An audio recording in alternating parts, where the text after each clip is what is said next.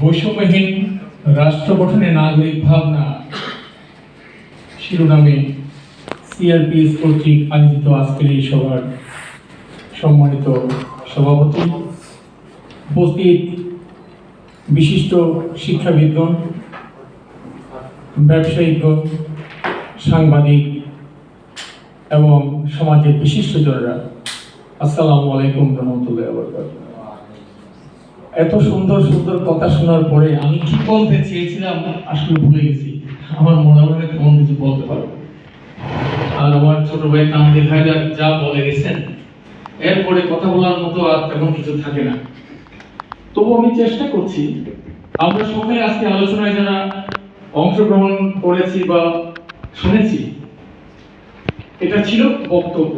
আর আমি প্র্যাকটিক্যাল একটি ঘটনার মধ্য দিয়ে আমরা কেমন রাষ্ট্র চাই সেটি বোঝানোর চেষ্টা করব, যদি আপনারা একটু ধৈর্য ধরেন। আর সেই প্র্যাকটিক্যাল কথাগুলি আমি আমার ব্যক্তি জীবন থেকে তুলে ধরছি, কারণ অনেকে জানেন, আমরা অনেকে জানেন না। এমন সুন্দর একটি সমাজ আমরা আজকে একত্রিত হয়েছি, এখানে সমাজের প্রতিটি স্তরের মানুষ আছেন, সাংবাদিক, অ্যাডভোকেট, ব্যবসায়ী, শিক্ষাবিদ, নানান পেশার লোক যেহেতু আছেন, আমি একটি প্র্যাকটিক্যাল দুর্নীতি কিভাবে দমন করা যায় সেটি নিয়ে আলোকপাত করার চেষ্টা করছি। আমি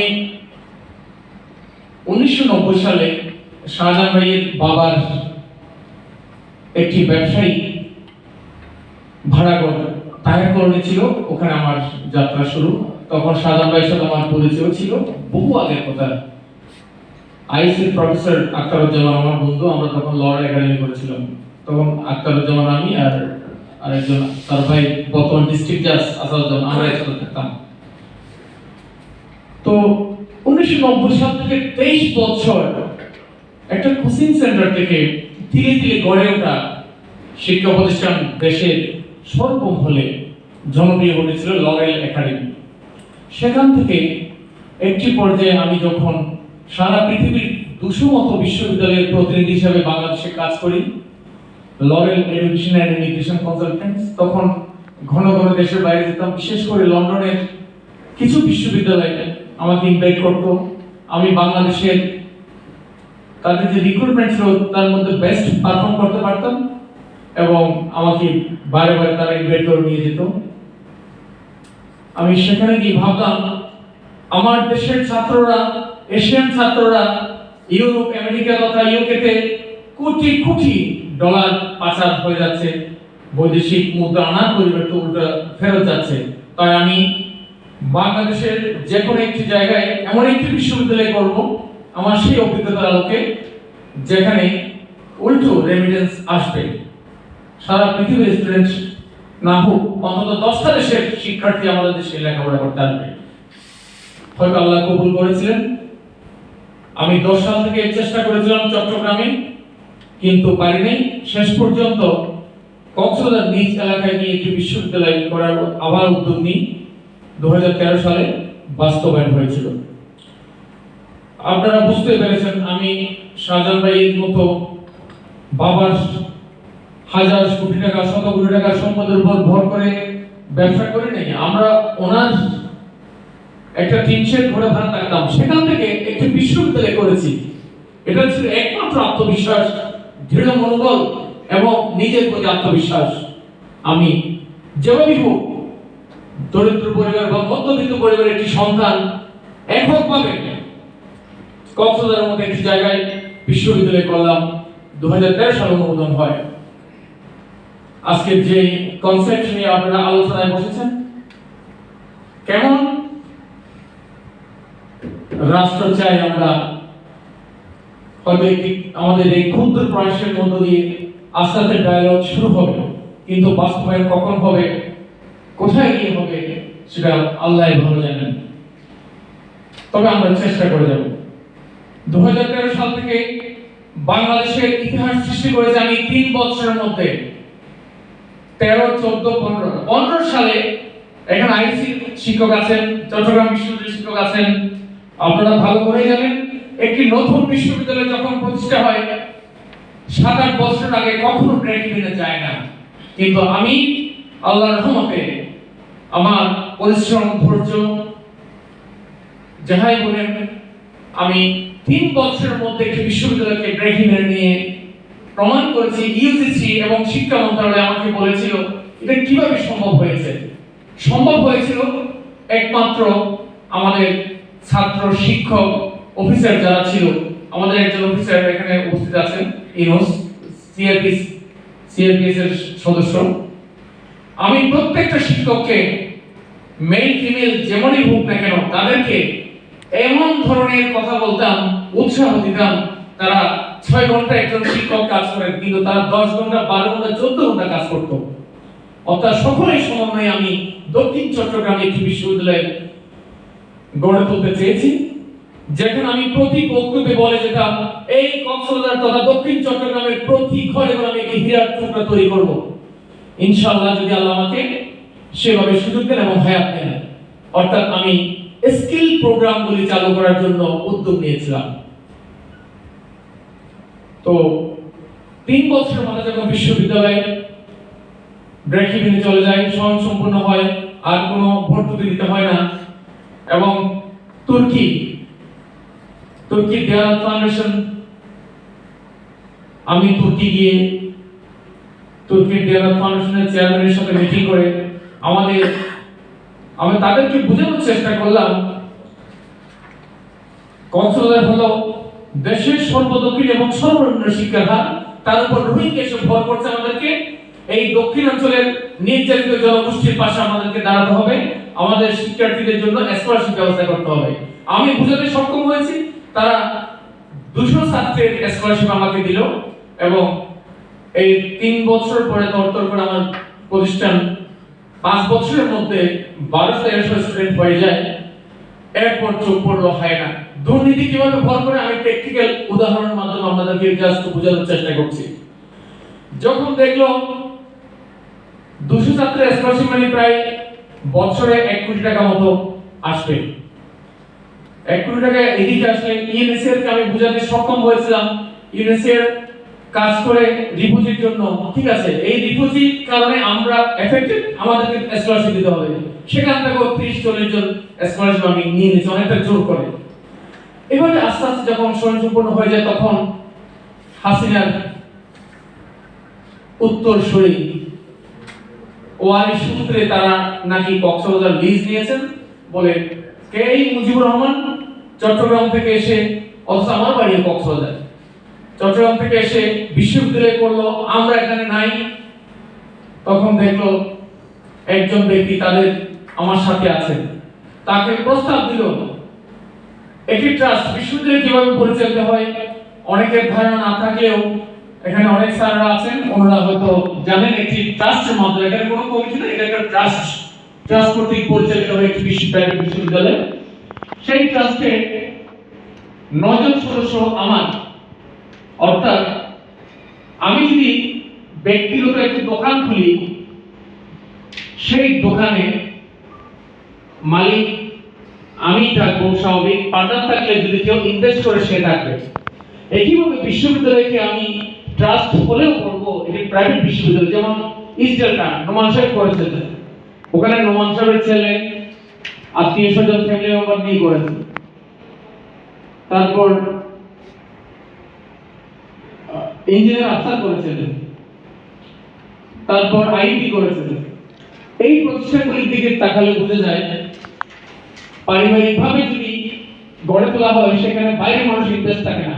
একইভাবে কক্সবাজার বিশ্ববিদ্যালয়ে কোনো ইনভেস্ট বাইরে ছিল না, যার কারণে 9 জন ট্রাস্টি মেম্বার আমার ফ্যামিলি।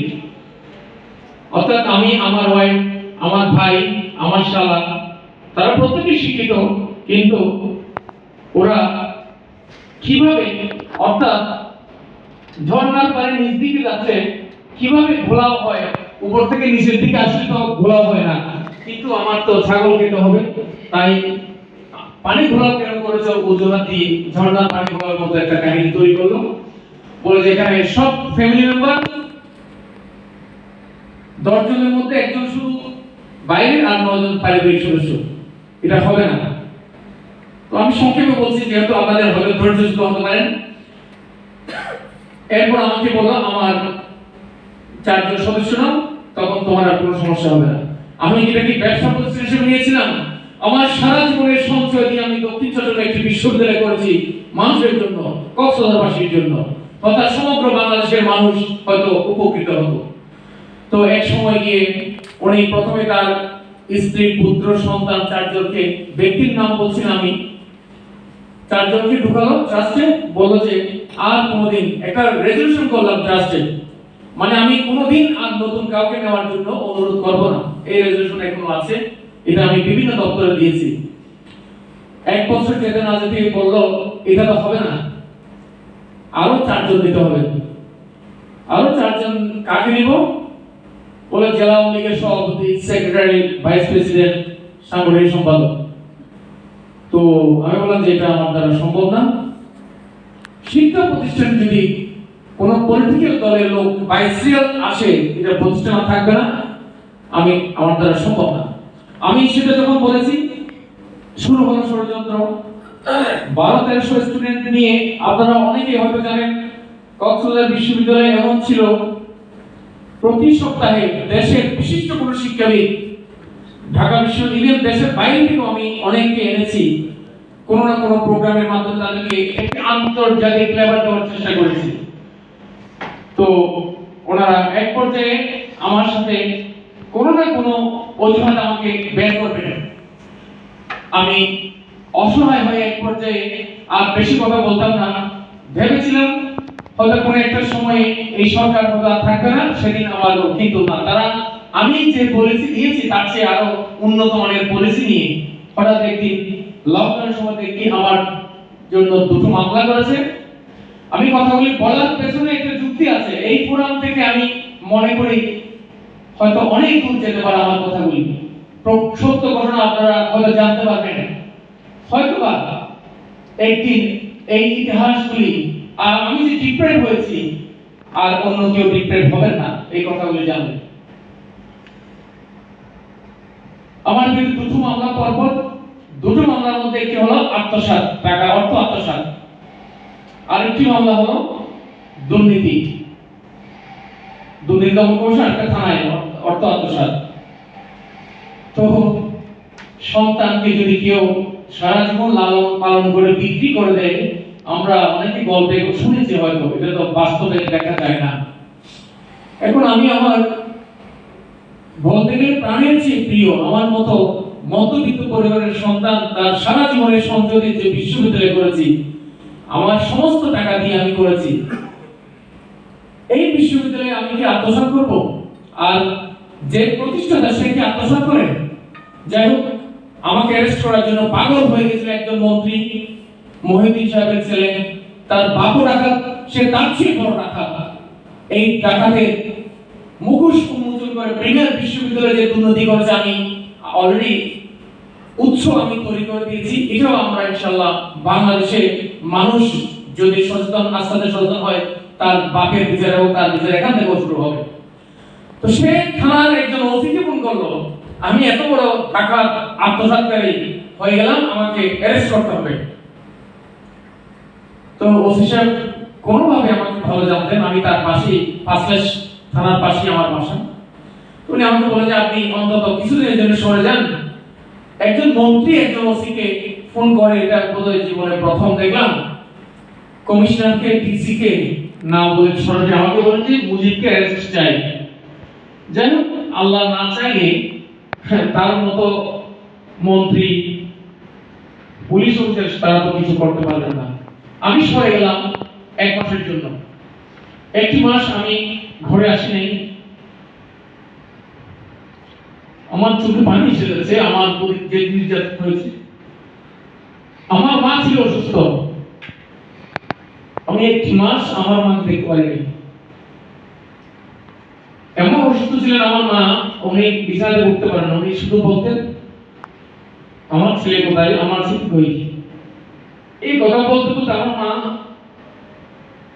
হাসপাতালে চলে গেলেন। আমি হাসপাতালে একটু করে দেখতে গেলাম।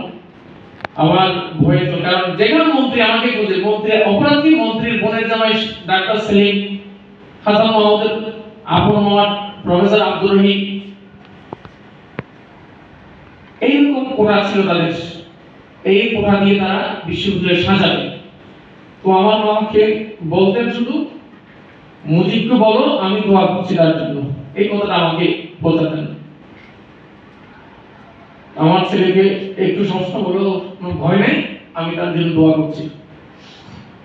তো একটি পর্যায়ে আমি আমার মাকে এরপর জোর করে বাসায় চলে আসতাম দেখার জন্য, কারণ ওনার কিডনি ফেলিওর, হাই ডায়াবেটিস আর অনেক সমস্যা, প্রায় 80 কাছাকাছি বয়স। এই বয়সে তো কোনো রোগের চিকিৎসা করা যায় না। তো একটু করে আমি একদিন এসেছি বাসায়, এটা শোনার সাথে সাথে ভাগ্য বলে আমি আধা ঘন্টার বেশি ছিলাম না, আমি বাসা থেকে বেরিয়ে গেলাম। এরপর 20-30 জনের একটি দল আমার বাসায় ঢুকে, আলমিরার ভিতর কি মানুষ লুকাতে পারে? অর্থাৎ একটা মানুষকে নির্যাতন করার জন্য, হ্যাঁ করার জন্য আলমিরার পর্যন্ত দরজা ভেঙে গেছে। মানুষকে আলমিরা লুকাতে পারে? আলমিরার দরজা পর্যন্ত ভেঙে ভেঙে আমাকে খোঁজাখুঁজি করছে তারা। তো যাই হোক, আমি তো ছিলাম না, আসলে আধা ঘন্টার জন্য আসছিলাম, চলে গেলাম। এরপর তারও 1 সপ্তাহ পরে আমার মা মারা গেলেন। তো যিনি আমার বিয়ের পরের দিন থেকে একটি দিনের জন্য কোথাও গিয়ে থাকতে পারে নাই, আমি ছাড়া কারো বাসায় থাকতেন না। তো আমি শেষের 1 মাস 1.5 মাস মতো সময় আমার মায়ের সাথে বিচ্ছিন্ন ছিলাম। তবে প্রতিদিন তুমি বলতেন, আমি তোমার জন্য দোয়া করছি, তোমাকে কিছু করতে পারবে না। এই মন্ত্রী নোভেল এবং আরেকজন যিনি করিয়েছেন বিশ্ববিদ্যালয়কে লুট করার জন্য, এরা এত চেষ্টার পরে আমার মায়ের দোয়া ছিল, আল্লাহর রহমত ছিল, আমাকে একদিনের জন্য জেলে পাঠাতে তারা পারেন নাই। এবং আমি কক্সবাজার কোর্টে জামিন দিতে গেলাম। ওই দিন দেখলাম 100 মতো উকিল, ওখানে উকিল ছাড়া কিছু নাই।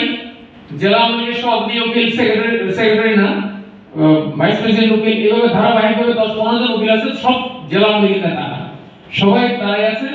জজ সাহেব বলেন যে আপনারা কি আজকের মতো শেষ, আর কোনদিন আমার কাছে আসবেন না? ওনারা বলেন আমরা আসবো। ওনারা যখন আসবেন বললেন, তখন উনি সুযোগ দিলেন, বলে যদি আসতে হয় আপনারা সবাই আজকে চলে যান, আমি শুনেছি রায় আমি দেবো, আপনারা সবাই চলে যান। তো আমি 10-15 মিনিট অপেক্ষা করলাম কোর্টে, উনি আমাদের সকলকে জামিন দিয়ে দিলেন। আমাকে জামিন দেওয়ার পরে সবাই বাইরে গিয়ে বিচারককে ঘুষখোর, এটা সেটা বলে অনেক কথা বলেছেন, আমি শুনেছি, আমি চলে আসলাম। অর্থাৎ তাদের ইচ্ছে ছিল আমাকে যেভাবে হোক মিথ্যা মামলা দিয়ে, মিথ্যা প্রমাণ করে আমাকে জেলে ঢুকাবে। যাই হোক, সেটাও পারল না।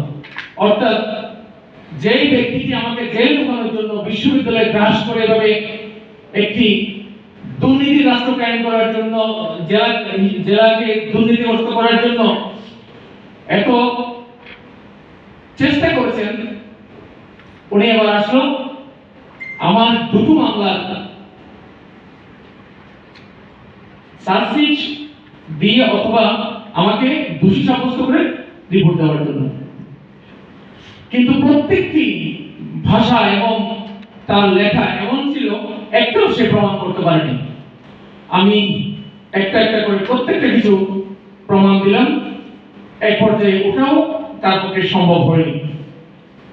ইতিমধ্যে আমাদের ভিতর অনেক সমস্যা হয়ে গেছে। একটানা 2 বছর একদিকে মামলা, অপরদিকে আওয়ামী লীগের তারা, এগুলি খেতে খেতে আমরা শারীরিক, আর্থিক, মানসিক একেবারে ভেঙে পড়েছি। তখন করোনার সময় মামলা যখন জামিন হয়ে গেছে, তখন আমরা এই রায়হান আজাদ সাহেব, ওনাকে আমি বললাম আপনাকে অ্যাপয়েন্টমেন্ট দিয়েছি, মাত্র 2 মাস হলো, 2 মাস চাকরি করে আপনাকে ওরা নিল না, আপনি এখন বেকার এক ধরনের, আসেন আপনি আমার সাথে আমার বাচ্চাদেরকে একটু দেখাশোনা করেন, আমরা এই দুর্নীতিবাজ, উল্টো দুর্নীতিবাজদের বিরুদ্ধে আমরা কি করতে পারি। আমরা ওনাকে সাথে নিয়ে লেখালেখি করলাম, অনেক লিখেছি, কিন্তু কোনো কাজ হয়নি।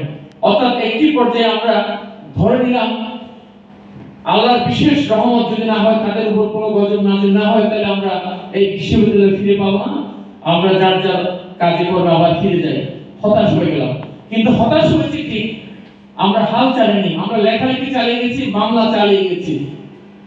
তো এই রায়হান সাহেব একমাত্র ব্যক্তি, আমি দীর্ঘ 5 থেকে 6 বছর ধরে যাকে আমার পাশে পেয়েছি এবং অন্যায়ের বিরুদ্ধে কলম ধরতে দেখেছি, সে 5 তারিখের আগের দিন পর্যন্ত বিশ্ববিদ্যালয়ের প্রত্যেকটি লেখায় উনি কমেন্ট করেছেন এবং ওই জালেমের বিরুদ্ধে কমেন্ট করেছেন। এবং আমি তাকে বলেছিলাম, যদি বেঁচে থাকি, এই প্রতিষ্ঠান যদি আবার আমাদের ফিরে আসে, আমরা একটি সত্যিকারের আমাদের প্রাণের প্রতিষ্ঠান এই কক্সবাজারবাসী তথা পুরো চট্টগ্রামের জন্য করে যাব, যেখান থেকে অসহায় গরিব দুঃখী মানুষের সন্তানেরা এমন জীবন গঠন করবে, এমন ভাবে তৈরি হবে, আমি তাদের মাধ্যমে পুরো জাতিকে কিছু দেওয়ার চেষ্টা করব। তো 5 তারিখ যা হয়েছিল সেটি সবারই জানা। আমরা আমার যার অবস্থান থেকে আমরা চেষ্টা করেছি ঝাঁপিয়ে পড়ার জন্য। আল্লাহর হুকুম ছিল, আল্লাহর ইচ্ছায় আমরা 5 তারিখ দেশকে আবার স্বাধীন করতে পেরেছি। যারা আমাদেরকে দীর্ঘদিন ধরে নির্যাতিত করে একটি শিক্ষা প্রতিষ্ঠান ধ্বংস করে, আমার কোটি কোটি টাকা ধ্বংস করেছে, শত শত শিক্ষার্থীর জীবন ধ্বংস করেছে, তারা 5 তারিখ আমরা তাদেরকে ধরার জন্য কেউ যায়নি, কিন্তু 5 তারিখ থেকে তাদের এক জগর পুলিশ নাই। কে কোথায় আছে আমরা আজ পর্যন্ত তাদের খবরও জানি না। আমি বুঝাতে চেয়েছি দুর্নীতি কিভাবে হয়েছে এবং কেমন বাংলাদেশ চাই। এটা কিভাবে হয়েছে সংক্ষেপে দুটি প্রশ্ন। একটি হলো বিশ্ববিদ্যালয় অ্যাক্ট 2010, আরেকটি হলো দুর্নীতির মাধ্যমে কিভাবে একজনের প্রতিষ্ঠান অপরজন দখল করে।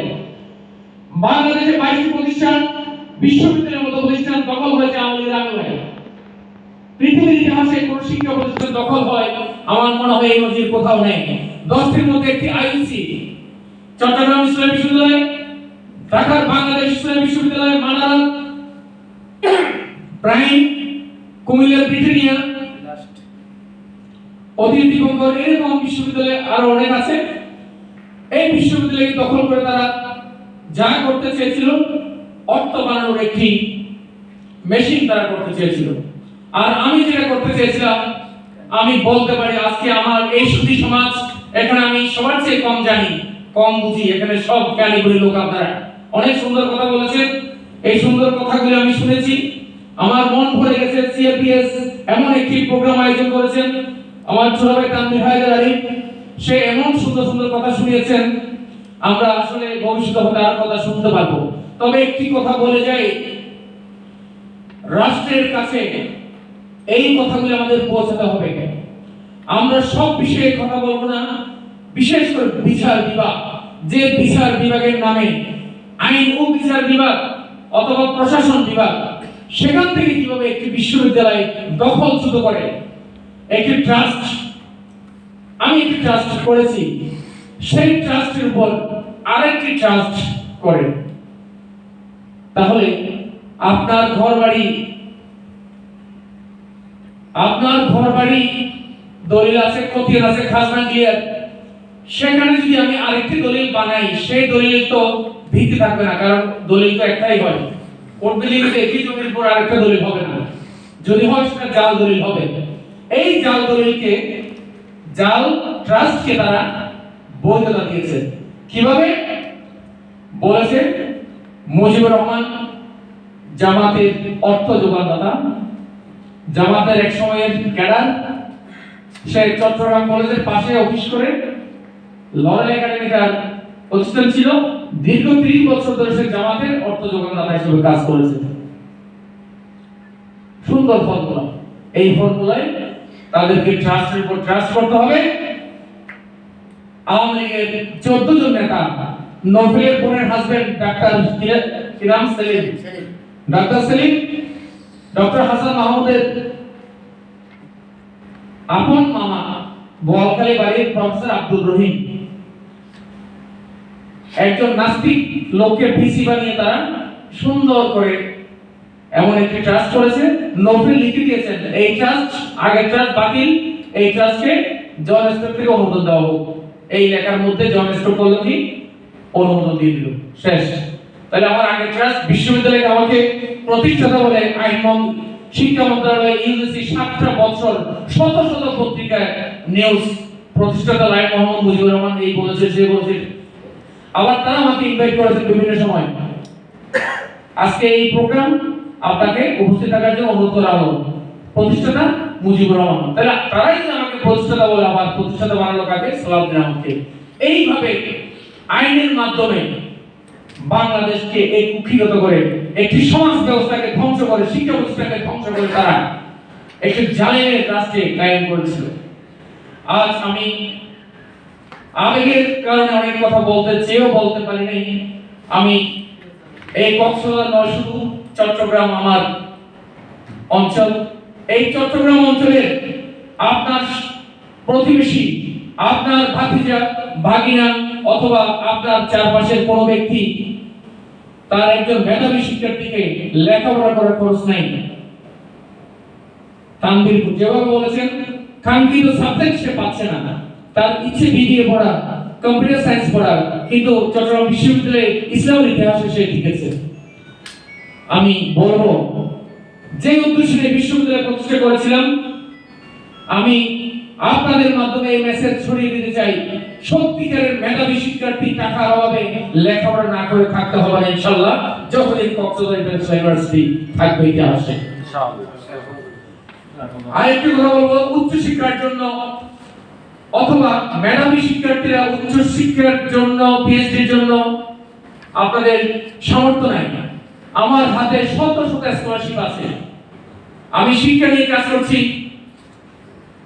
দীর্ঘ 35 বছর হয়। 1990 সালে লরেল একাডেমি, আপনারা প্রবীণ যারা আছেন নিশ্চয়ই আপনারা জানেন, চট্টগ্রামের পেটকোনার লরেল একাডেমি ছিল। সেখান থেকে আমার বিশ্বের বহু বিশ্ববিদ্যালয়ের সাথে আমার সম্পর্ক হয়। সেই সম্পর্কে আমি চাই অন্তত যে কোনো বিশ্ববিদ্যালয়ে 50% আমি লিখে দিলেই টিউশন ফি ওয়েভার হয়ে যায়, অর্থাৎ মওকুফ হয়ে যায়। সেই জায়গায় একটু মেধাবী হলে 100% পর্যন্ত স্কলারশিপ আমি দিতে পারি। আমি চাই এই চট্টগ্রামবাসীকে স্কিল প্রোগ্রামের মাধ্যমে, স্কিল ডেভেলপমেন্ট প্রোগ্রামগুলি কি নিশ্চয়ই আপনারা জানেন। এখন আমাদের দেশে লেবার যায়, এমএ পাস করে হাজার হাজার লেবার যায় বাংলাদেশ থেকে মধ্যপ্রাচ্যে, ইউরোপে। ওখানে গিয়ে কি কাজ করে আমি নাম উচ্চারণ করব না। আমার হাতে এমন বিশ্ববিদ্যালয়ের শিক্ষক দেশের বাইরে গেছে, উন্নত বিশ্বে, আমেরিকা, কানাডা, আমি নিজের চোখে দেখেছি তারা ওখানে গিয়ে রেস্টুরেন্টে কাজ করে। আমার কথা কেউ মাইন্ড করবেন না, সত্যটা তুলে ধরার জন্য আমি সবসময় চেষ্টা করি।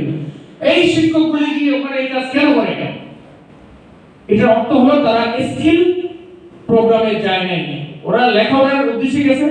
4 লাখ টাকা 5 লাখ টাকা ইনকাম থেকে দেশে আর ফিরে আসে নাই। অনেক শিক্ষক আছে, ইভেন চট্টগ্রাম বিশ্ববিদ্যালয়ের অনেক শিক্ষক আছে। তাই আমি লেবার শ্রেণী যারা কিচ্ছুই পারে না অথবা সামান্য জ্ঞান আছে 5ম শ্রেণী পর্যন্ত, তাদেরকেও আমার নেক্সট প্রোগ্রাম কক্সবাজার ইন্টারন্যাশনাল ইউনিভার্সিটির মাধ্যমে স্কিল ডেভেলপমেন্ট প্রোগ্রাম চালু করতে যাচ্ছি ইনস্টিটিউট হিসাবে। সেখান থেকে গরিব অসহায় মানুষদেরকে আমি স্কিল প্রোগ্রামে ভর্তি করিয়ে 3, 4, 5 লক্ষ টাকা বেতনে সারা ইউরোপ, আমেরিকায় যাওয়ার মতো সুযোগ করে দিতে ইনশাআল্লাহ সক্ষম। আমরা যে উদ্দেশ্যে শিক্ষা প্রতিষ্ঠান করেছিলাম, অনেক দূর পিছিয়ে গেছি। শুধু শিক্ষা প্রতিষ্ঠান নয়, আমাদের শরীর, মন, চেহারা প্রত্যেকটা কিছু আমাদের ভঙ্গুর হয়ে গেছে। অর্থাৎ নির্যাতিত হতে হতে আমাদের শরীরে আর কিছু নেই। 5 তারিখ কিছু বীর পুরুষ, বীর সন্তানেরা স্বপ্ন দেখিয়েছে, তাদের সাথে তাদের পেছনে সমগ্র বাংলাদেশের দল বল নির্বিশেষে প্রত্যেক মানুষ একত্রিত হয়েছে, তাদের আন্দোলনে শরীক হয়েছে। আবার এই দেশের জনগণ আল্লাহর পক্ষ থেকে তাদের উছিলায় শোষণ বঞ্চিত থেকে মুক্ত হয়েছে। আমি যারা এই আন্দোলনে শহীদ হয়েছে তাদের আত্মার মাগফিরাত কামনা করছি।